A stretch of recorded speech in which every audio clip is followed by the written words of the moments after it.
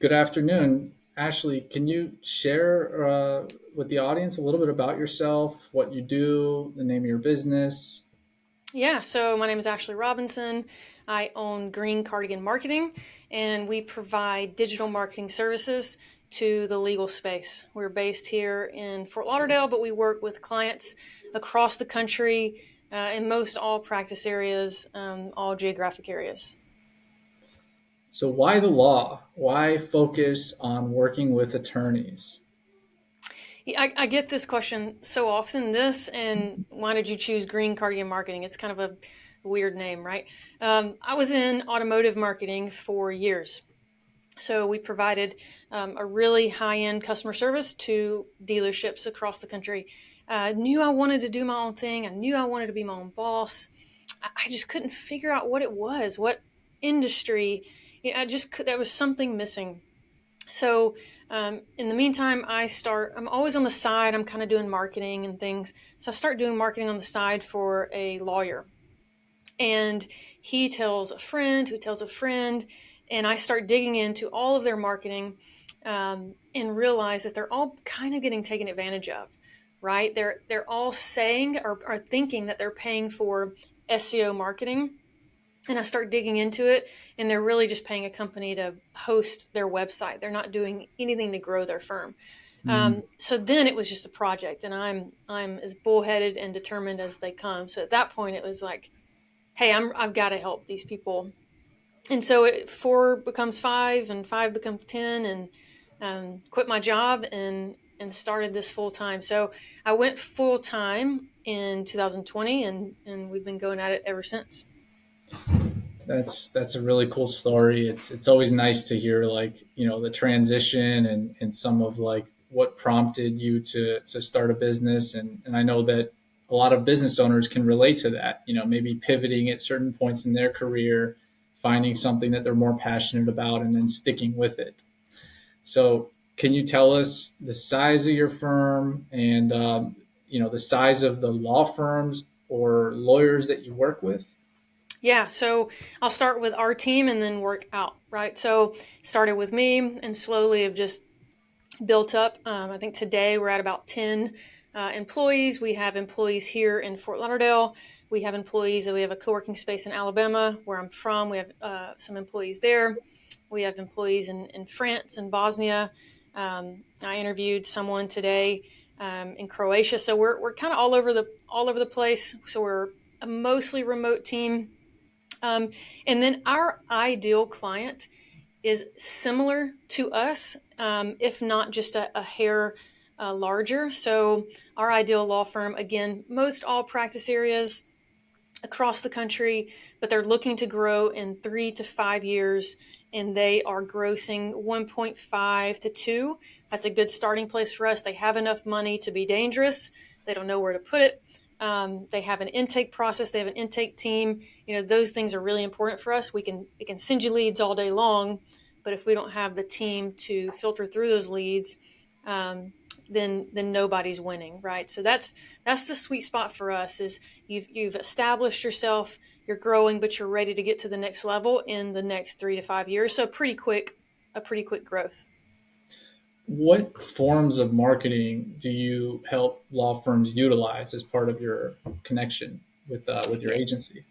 yeah, good question. The world of marketing is confusing, right? There's a lot of different types of marketing. So we provide digital marketing services on the organic side, and I'll explain the difference, right? So in marketing, you have paid marketing, and then you have organic marketing.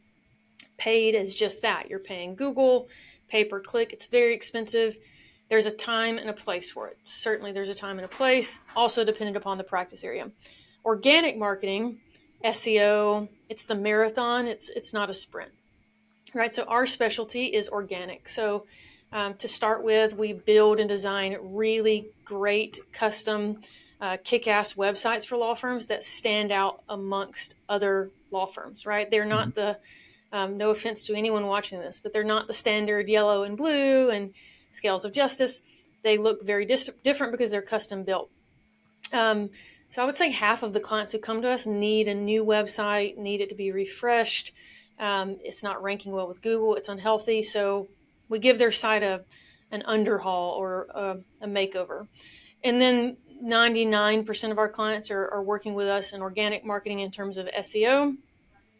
And then we do other services as well: email marketing, social media marketing, and video marketing. So video is becoming wildly important in the world of organic.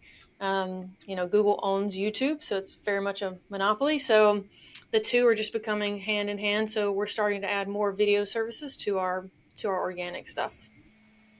Interesting. And I'm sure with law firm owners and your clients, it does take some time because this is a marathon, it's not a sprint. And you're not working as a salesperson for the firm. And I know that with lawyers, they equate marketing as if it's sales, but there's a difference. Can you elaborate on that? Yeah, there's a big difference. I was doing a proposal call today with someone, and I said, look, how you're going to measure our success is the number of qualified leads we send you. And that's as far as we can go. It's up to you to be a good lawyer, to sell them on your services, to be kind, to be empathetic. You're a divorce lawyer. I need your team to be empathetic. I need you to answer the phone. You would be shocked at the number of law firms when we audit their phone call, because we track our clients' phones and their phone calls, the unanswered rate. You would be shocked at how many phone calls go unanswered. So yeah, that's the difference in sales, right? Is we deliver the lead and we put it on your door, and it is our job to absolutely make sure they're a qualified lead, that we are sending you, small business owners based in Florida. I could send you small business owners based in Texas.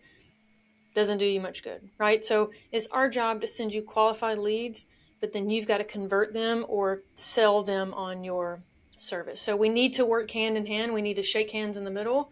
Um, but I need you to be a good lawyer, and you need me to be a good marketer. You get their foot in the door, and it's on them to get the rest of their body inside the door. Absolutely. Pull them inside. Yep. So, what has worked for your firm in terms of its growth and working with more law firms today and building up your own firm to 10 employees? What has been effective for you to grow your firm that way? I mean, it's such a cheesy classic answer, but it is the God's honest truth, is our customer service. Again, I got into this because I realized there's really poor customer service, and a lot of law firm owners are getting taken advantage of because you guys went to school to practice law. You do not know much about the world of marketing, as you shouldn't, right? Mm. And then also, when dealing with law firm owners and lawyers in general, you're really busy and you're really maxed out. And so they get taken advantage of a lot because I believe agencies realize they can kind of pull the rug over their eyes, right?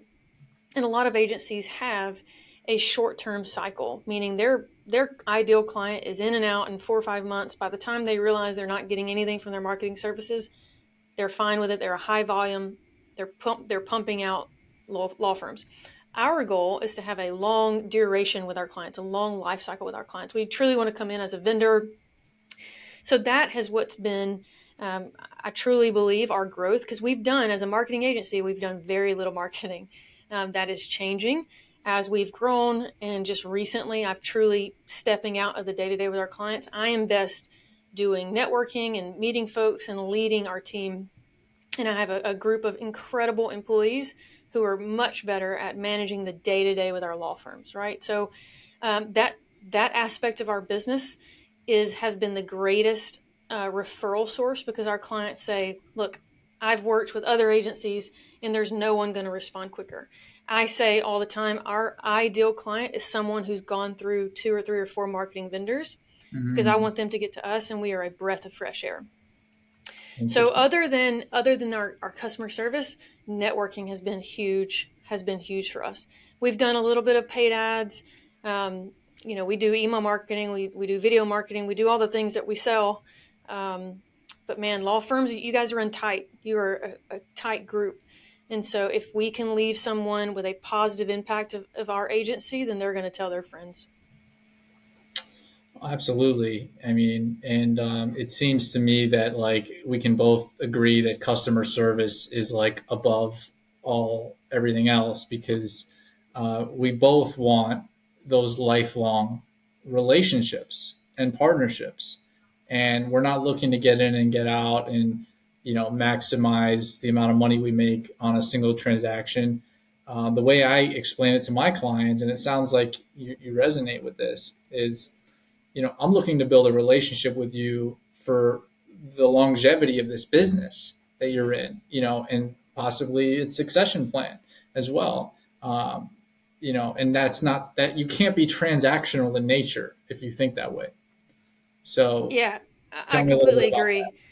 Yeah, I mean our greatest testament is when clients have been here. Again, we're pretty new. We're right at under 4 years, but we have many clients who's been here from the beginning. And so I look forward to the day of saying, "Hey, I'm ready to sell. I'm ready to sell my law firm," right? Because we've been through them with this journey. We've built it up big enough, and they have a succession plan, and they're ready to sell, or their partners are taking over, or someone's buying them out. Um, we're too young into it yet, but I believe we will get there one day of as we're fostering these relationships with our clients, because we are absolutely could not be in agreement with you more. We're in it for the long haul with our clients.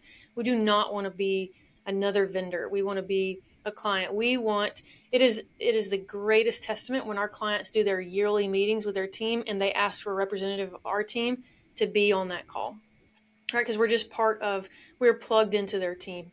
There is no greater compliment for our team than to say, absolutely, would love to jump in with your CPA, your office manager, your paralegals, because we are just part of the team. No, that's amazing. That's amazing. And I'm sure over the last 3+ years, you've also learned some things that maybe you want to chop off the list and not do again, or grow from those experiences. Maybe some mistakes that you made, and failure is only feedback. Somebody famous said that once. So, can you walk me through some things that maybe you've eliminated from your processes that you've learned from, or mistakes that you've made along the way? Yeah, I would say hire quicker. It it's been the biggest pain point for me. Um, the most shocking aspect, or the most unexpected challenge, has been hiring. Hiring the right people, managing those people. As you get more than two employees, having the culture that you want. It's your company. What culture do you want? Do you want a place of empathy and gratitude and hard work, or do you want a culture where it's cutthroat and they're taking advantage of you and they're taking advantage of each other? That's on you to set, and those that is a very heavy burden.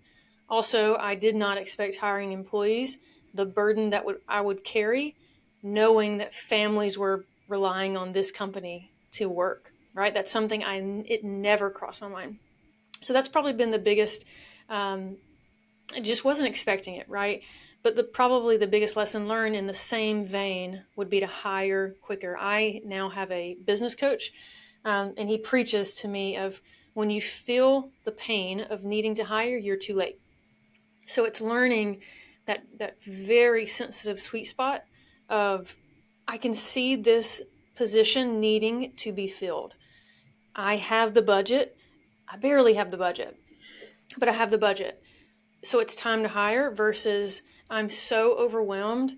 I'm working 100 hours. I'm neglecting the people I love the most. My husband never sees me. My family never sees me. I'm not in doing the things that bring me joy or all my hobbies. Um, and now you're just a grumpy business owner, and you take it out on your team when it's your fault. So hire, learn the delicate dance of knowing when to hire a support staff or a certain role on your staff. Great points, and I'm happy you brought up the hiring process, and how important culture is to an organization. Because certainly when I work with companies, um, you know the culture when they hire someone like me is one where they're seeking improvement, generally speaking, because something hasn't worked. Maybe it's resulted in a lawsuit, or an audit from the government, or maybe a revolving door of employees, and they want to put a stop to that. And I'm an attorney that a company can hire before you're being sued, and maybe to help you stop the problem or help correct certain things. So along that same vein, can you tell me what the culture is at your firm? Like, how would you describe the culture to somebody hearing it for the first time? I've done 2 interviews today with additional content writers that we're going to hire, and so I've just had practice working through this. Right, um, our culture, it's difficult being a 80% remote team. It is difficult to have a culture. Period. It is difficult to have a culture when you are remote. And then it's learning the balance of, we need to have conversations. We need to be meeting face to face. There is not a meeting our team does where your not camera is not on. It is an absolute requirement, because I need to know Kristen. I need to know Ignacio. I need to know Sabina, right? We have a web designer in Bosnia who is near and dear to my heart, and we've never met face to face. So I would say, number one, in the world we're living in, being a remote team, do you even have a culture? Um, and if you do not, if you feel like you do not, then it's probably negative. So for us, it's being a remote team, ensuring that we are meeting and we are communicating as often as possible, but not too much. You can also overwhelm yourself by just having too many meetings, right? So with that said, establishing those conversations and those relationships, being empathetic, being kind, being genuine, these are valuable traits on my team, and it is something that I will not, cannot, have not tolerated otherwise. Having respect for your fellow partner here at Green Cardigan, having respect for the person that you're communicating with. I'm the owner, but my job is no more important than your job, and your job is no more important than the other person's job. So um, early on, I think I got caught in trying to make the culture some big fancy quote on a wall. And as we've grown and as I'm getting more employees, and I'm still a very small company, but that was too hard for me to consistently chase. And so I've been able to narrow it down to just a few words. Being empathetic is the number one word, being kind, genuine, hardworking people, but treating the other ones with respect is absolutely the most important part. And I'm so proud to say that this team is filled with that. We just did our yearly in person where everyone is here in South Florida last week, and it's overwhelming, and it's long days, and it's expensive, and it's all the things. But it literally brought me to tears when everyone was leaving on Friday, to see how much they cared about one another and how much they cared about what they do here and their passion to help our clients. So you push this downwards to your team, and they're just going to spread the attitude and the vibe that you have. So it's important, as the leader of the organization, on days even when you don't feel like it, to treat everyone with kindness and be genuine and empathetic. That's amazing. I mean, it just, you know, raising a culture is, it's a lot of trial and error, because Yeah. especially as a small business owner, never having employed people before, there's a lot of people that are figuring it out on the job. Maybe they've known how to be an employee, or they've been leaders in other organizations, but when it's their own, it's a different dynamic, right? It's very So different when it's your baby. We do not have children. My husband and I, we've been married 10 years. We do not have children. So this is like my baby, right? I have nieces and nephews. Um, but I can imagine you think, as a parent, I'm going to do it this way. And when it actually happens, so I would think, as in when I'm on the other side and I had bosses and I'm the employee, I would think I'm going to do it one way. I've certainly made mistakes. And I've had to go to employees and say, forgive me. I'm sorry. I shouldn't have said that. I shouldn't have done that. I'm not the youngest person, but I have people older than me that I manage, and that's a difficult dynamic sometimes. mhm. So having the humility to say, man, I really messed up. Please forgive me for what I said or what I did or how I acted. So it is certainly a trial and error. Um, and man, it keeps you on your toes because it's difficult. You're bringing in 10, in my case, 10 different personalities from different walks of life, different parts of the world. Um, it's not easy, but I'm really proud of what we've created. That's amazing. That's amazing. When you and I first met, I think you were more along the lines of my shoes, very small, maybe yourself, maybe one or two other Hmm. people. And in just a couple short years, maybe even 1 year, now you're at 10. So that's as quick as these things can grow, and you're a Yeah. testament to that. Yeah. Yeah. They can grow very quickly. And again, just knowing when to hire, that's hard, but it's been a very fast ride. Awesome, awesome. So as we sort of transition into goal setting season, we're towards the end of December here. There's a lot of people that write down their New Year's resolutions. I know that's something I do personally.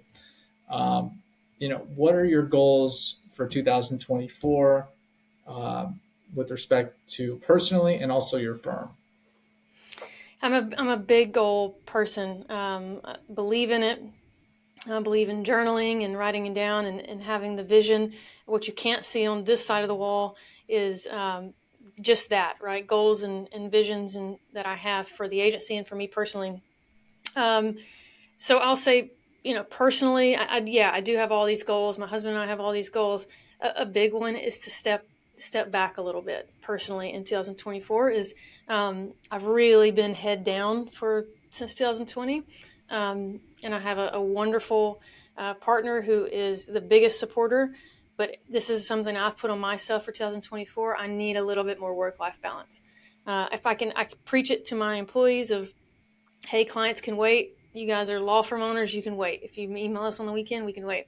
Well, I need to kind of heed that advice a little bit. Um, Again, without him and without my family, none of this matters, right? So Mm-hmm. it's remembering that. For the agency, we just met last week, and so we went over our goals. Um, I have every year, I'm very open and transparent with the team on our earnings. And so they know what we're making.